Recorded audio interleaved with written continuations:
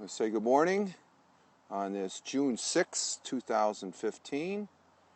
I'd like to say good morning, June 6, 2015. Time is 06:04 a.m. Eastern Time here in upstate New York, the southern tier of New York State where I live and reside on this Tuesday morning. Good morning, Greg. Greg there from the UK. And we got Clay. Hello, Clay. Welcome. I got a poem this morning from J.R.R. Tolkien. Glad to have you. I haven't seen Clay in a little bit. Clay, I'm not sure where you're from, but Greg there, he is from the UK. He's a regular to my Periscopes. And we have 3 viewers where... There we are. Hey, buddy. Yeah. How you doing, Clay? We got 4 viewers. Got 2 web viewers there. And the web viewers... Oh, you're in Jersey. Okay, that's right. He's down there in Jersey, New Jersey. One of the great states of the Northeast. But, oh, you live in the UK. Oh, are you in the UK now, Clay? And okay, so we have David and Clay in the UK.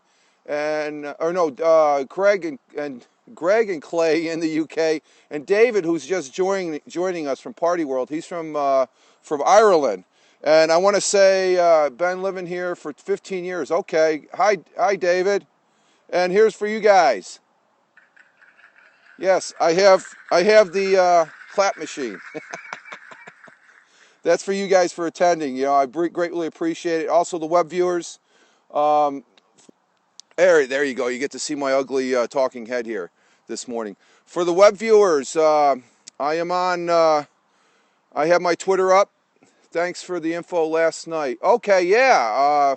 I look forward to your, David is getting his audio squared away there over on that program formerly known as Audio Boo. And as you can see, I'm in a red chair because the porch is a little wet. Made a choice on the phone. Oh yes, to update Greg, because I told David this phone will be my old phone in a couple days. I upgraded to an LG Optimus 2, which puts me up to the Android 4.4. I'm on the track phone. Sort of a discussion going on here, Clay, to bring you into the discussion here, I guess. And we got 3 web viewers. Again, I want to appreciate the web viewers. I'm at Fireman Rich, where you can tweet me if you want during the broadcast here. And yeah, I decided, and I purchased it the other day, and sort of justify talk, because I've only had this.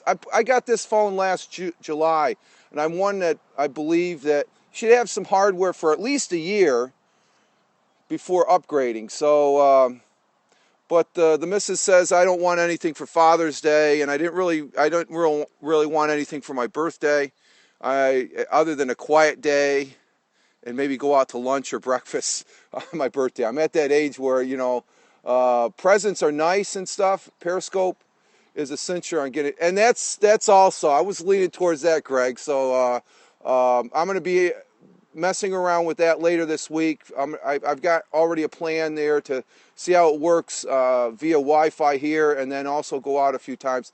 I'm curious on the cost, on what it costs on using a track phone with Periscope. So it'll be interesting to see. But I only got, let's see, what phone you're going with. Oh, I'm going with the LG Optimus 2. It's a 4.5 screen compared to 5 on the One Touch.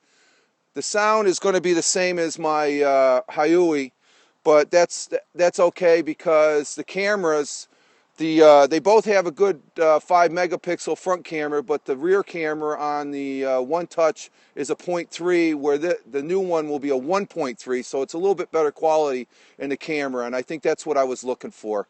Audio, as far as listening to it, I usually, if I put the headsets on, plugged in, I usually get a better sound anyway, so I'm not worried about that.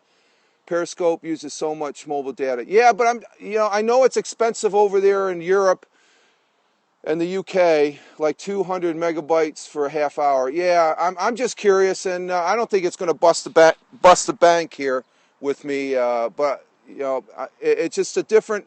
This is a pay-as-you-go, and I don't think anybody has tried it yet. So I'd like to try it just to see how it works. And if it's maybe $10, $15 a broadcast, I can afford maybe doing one or two a month where I don't have Wi-Fi. Yesterday, I said yesterday, I had a Periscope broadcast yesterday. David was attending, and thank you for attending that, David. I had some errands to do around the next village over, which is Owego, New York. I'm hooked into the Wi-Fi the whole time. Okay, it's a good hobby, worth the money. Yeah, that's the way I look at it. And if I have you guys viewing and watching, and you have the time, which I greatly appreciate it, because it's your time watching me try to provide some halfway interesting content from this talking head over here in the southern tier of New York. But I was out scoping out Wi-Fi spots and stuff like that, and I almost was going to broadcast at the Dunkin' Donuts. I got a coffee. I had to do some errands, but time didn't permit. So I'm looking at that. I'm looking at that as far as that goes and whatnot. But I do have a poem, and like I said, I'm sitting in the chair here because right now, let's see, what David goes, wouldn't be long, and you'll be on. No, I don't think so, David. I'm not even close. Yeah, that is funny. David, you like jabbing those at me. I like those. That's good. Thank you, though. Thank you. I'm in the chair, though, primarily. I guess we got some rain. It's overcast. It's going to be overcast most of the day. Right now, it's a comfortable 51.3 degrees Fahrenheit, which is about 11 degrees Celsius and stuff. I do the math. I like doing the math. So, that's one of the good things about this thing we call the internet. We got conversion tables. All we have to do is look up the conversion table, plug in the number, and they give us the equal and stuff like that. But I do have a poem from J.R.R. Tolkien for this morning's, I guess this is the second time I've done it, coffee and a J.R.R. Tolkien poem. And I know Greg has heard this one because I've heard it before, and I'm going to make an attempt. And when I say the poem, when I recite the poem, I'm going to give you the, let's see, David, well done with the exam, Greg, just caught it. Yeah, Greg ended up finishing his exams there. And just so you know, Clay, David is a third-year student at university, and he did very good on his exams. Now he can enjoy the summer and party. Just enjoy the summer and stuff. So, but when I recite this poem, I'm going to have the view of the cornfield because I don't want you to. Let's see, Greg, no problem. Okay. Where was I? Okay, but the first two lines of this poem, I think is in Elfish. So, Clay, if you don't know, I won't say I'm an avid, I'm a very, very, I do like J.R.R. Tolkien. I really enjoy him. He's been a part, the literature that he has done, it's been a part of my life since I first went into service, when I grew a very liking to it. And I've seen the movies, I've read the books. I don't know every little detail, but I really enjoy, and this is an aspect as far as poetry, thanks to our friend there, Paul Omani. I said, why don't I do Tolkien poetry? He does Walt Whitman. I like Tolkien. He's one of my favorite authors. And some of his, I've already done 2 poems, so this will be the 3rd poem. And then later this afternoon, as Greg and Dave would know, I'll be back on with Tolkien Trivia Tuesday. I think it's episode 8, I think, guys. So, but I'm on an off day today from the day job, so I figured it'd be a good opportunity to drink a little coffee and share a poem with you guys. So let's before we go, Clay is still with us. Thank you, Clay, for hanging out with us. I greatly appreciate it. And we still have 2 web viewers. I have a general idea who the web viewers might be. a general idea. There is a gentleman over there in the Balkans, just before I get into the poem, David Bailey. He's going to be doing a Periscope probably in a couple hours here. Oh, Bill? No, Bill Weaver. I don't think. Yeah, Bill Weaver. He's a gentleman that was an individual that was here on yesterday's Periscope. David's referring to in the comments, and he's probably working today. I'm a fan. Okay, very good, Clay. I'm glad. Yeah, I'm having fun with the Tolkien. Just something I'm able to incorporate in with the Periscope, with the instant audience. And again, I appreciate you guys taking the time out, whatever you're doing. I think Bill is working today. He was on a day off yesterday, so knowing what he does, I'm pretty sure he works today. So, but without further ado, I'm going to a view of the cornfield as I attempt to read this poem. And the poem from J.R.R. Tolkien, One Ring. Ash nas du baka ash nas gimbatu ash nash daka ak bosk as kimbalak. 3 rings for the elf kings under the sky. 7 for the dwarf lords in the halls of stone. 9 for mortal men doomed to die. 1 for the dark lord on the dark throne. In the land of Mordor, where the shadow lies, 1 ring to rule them all, 1 ring to find them, 1 ring to bring them all, and in the darkness bind them, in the land of Mordor, where the shadow lies. And after saying that, reciting that, you can see the view. It makes you feel like you're hearing that right here at the Shire. So the first 2 lines, I think I butchered it. Round of applause. Thank you. Maybe I'll do a Periscope from the Tolkien trip. That would be great, Greg. Oh, wow. Lud the elfish at the start. I think I butchered it, Greg. But, oh, Clay, that would be great, because we have another individual here, Adrian.